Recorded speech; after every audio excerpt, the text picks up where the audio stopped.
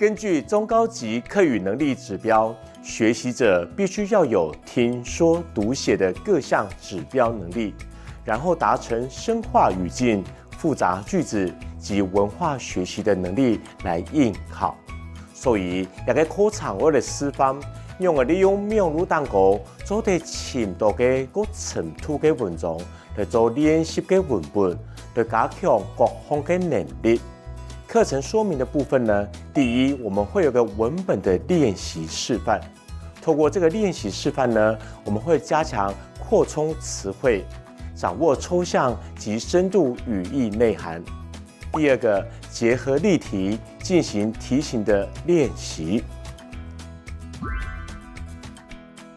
用我哋前一條高有程度嘅文章。第一个，根据全国课语文竞赛的朗读类的题目呢，我们可以来这边找到一些有深度的文章。第二个，嘅汉语文学名家嘅作品，好，我们可以去拜读一些课语文学名家的作品。第三个，各类汉语文学竞赛嘅作品，好，我们透过各类课语文竞赛作品呢，我们来读他的文章。第四个，汉语新闻的报道，也系名录新闻的稿尾。